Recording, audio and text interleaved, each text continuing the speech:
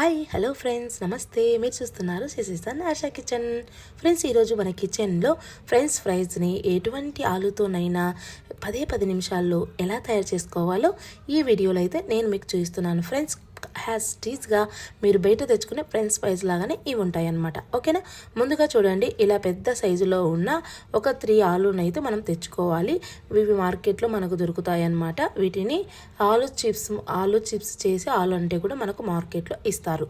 ఓకేనా? ఇలా పైన పెద్దగా ఉన్న ఆలును తెచ్చుకోవాలండి. ఇవి 250 గ్రామ్స్ కంటే కొద్దిగా ఎక్కువగా ఉన్నాయన్నమాట.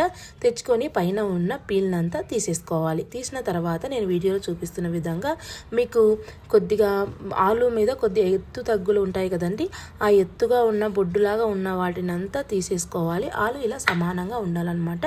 నేను తెచ్చుకున్న ఆలు అయితే సమానంగానే ఉన్నాయి.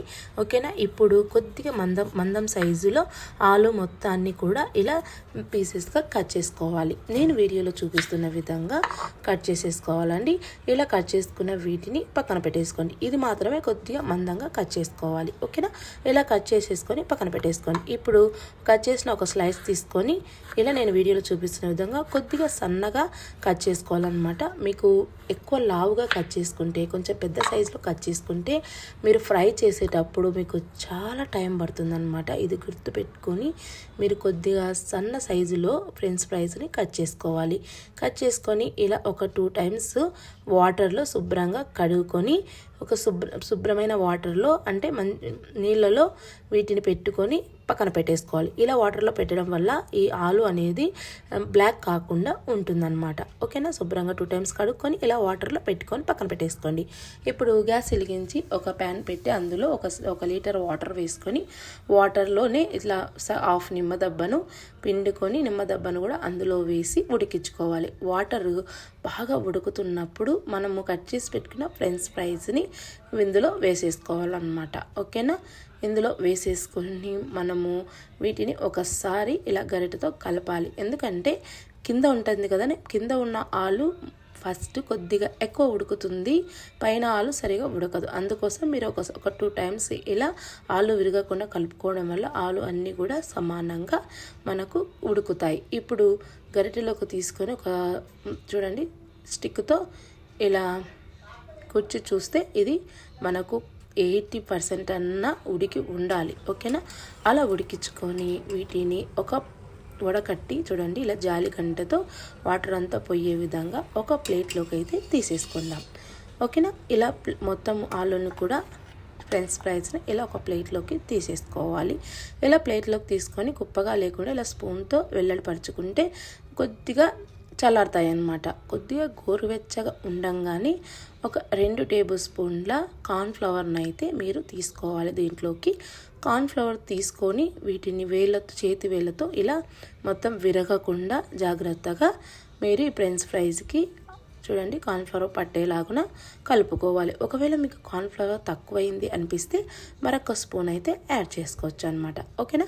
ఇలా కలుపుకున్న తర్వాత చూడండి, నేను మసాలా చూడండి, ఒక బౌల్లో ఒక టేబుల్ స్పూన్ కారం, 1/2 టేబుల్ స్పూన్ పసుపు, అలాగే ఒక 1/2 టేబుల్ స్పూన్ గరం మసాలా, చూడండి 1 tablespoon chaat masala, 1/2 tablespoon ధనియాల మసాలా వేసి బాగా కలపాలండి.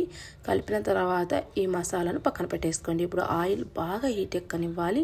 ఆయిల్ బాగా హీట్ ఎక్కిన తర్వాత ఇందులోకి చూడండి మనం కార్న్ఫ్లవర్ కలిపి పెట్టుకున్న ఫ్రెంచ్ ఫ్రైస్ని వేయండి. ఆయిల్ బాగా హీట్ ఎక్కిన తర్వాత మనము గ్యాస్ని మీడియం ఫ్లేమ్లో పెట్టేసుకోవాలి. ఇలా మీడియం ఫ్లేమ్లో పెట్టేసుకోవడం వలన మనకు ఫస్ట్ టైం వేగించేటివి సగం వేగిపోతాయి అన్నమాట. ఇలా ఒక హాఫ్ బాయిల్ చేసుకున్న తర్వాత వీటిని మనము ఒక ప్లేట్లోకి తీసేసుకుందాం. ఓకేనా? ఇప్పుడే మొత్తం ఫ్రై అవ్వాల్సిన అవసరం లేదు. ఫస్ట్ టైము ఒక 50% లేదా ఒక 70% మీరు ఇలా బాయిల్ చేసేసుకొని ఒక ప్లేట్లోకి తీసేసుకోండి. ఇలా మొత్తాన్ని కూడా ఇలా తీసుకున్న తర్వాత మిగతా ఫ్రెంచ్ ఫ్రైస్ కూడా మరలా ఆన్ టైం అయితే మీరు ఫ్రై చేసేసుకొని మొత్తం కూడా ఒక ప్లేట్లోకి తీసుకొని పక్కన పెట్టేసుకోండి. నెక్స్ట్ మరి ఆయిల్ హై ఫ్లేమ్లో బాగా వేడెక్కనివ్వండి. ఓకేనా?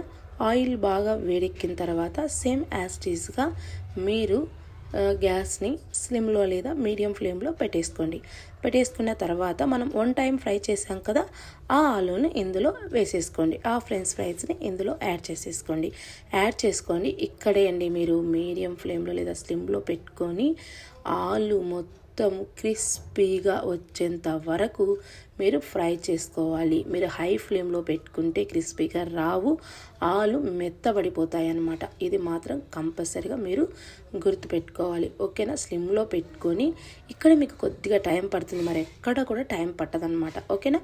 ఈ ఆలు మొత్తాన్ని క్రిస్పీగా వచ్చేంత వరకు చూడండి ఫ్రై చేసేసుకొని పక్కన పెట్టేసుకొని చూడండి ఇందులోకి మనము ఇందాక కారం, చాట్ మసాలా వేసి ఒక మసాలాను తయారు చేసి పెట్టుకున్నాం కదా, ఆ మసాలాను ఇప్పుడు ఇందులోకి 1 టేబుల్ స్పూన్ యాడ్ చేసేసుకుందాం. ఓకేనా? ఈ మసాలాతో ఈ ఫ్రెంచ్ ఫ్రైస్కి మంచి టేస్ట్ వచ్చేస్తుందండి. చూడండి ఇప్పుడు ఈ మసాలాను 1 స్పూన్ ఇందులో యాడ్ చేసేసుకొని ఈ మసాలా బాగా పట్టేలాగున ఈ ఫ్రెంచ్ ఫ్రైస్కి మొత్తం కూడా కలిపేసుకోండి. మీరు చేతి వేళ్ళతో లేకుంటే నేను వీడియోలో చూపిస్తున్న విధంగా కూడా మీరు కలిపేసుకోవచ్చు అనమాట. ఓకేనా?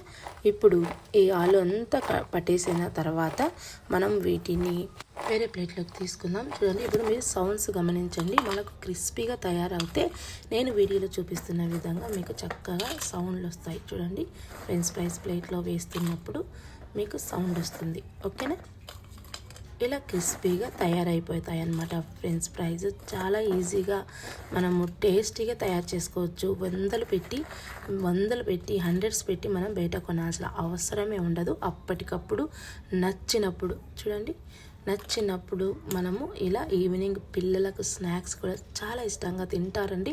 మీరు కంపల్సరీగా ఇది ట్రై చేయండి.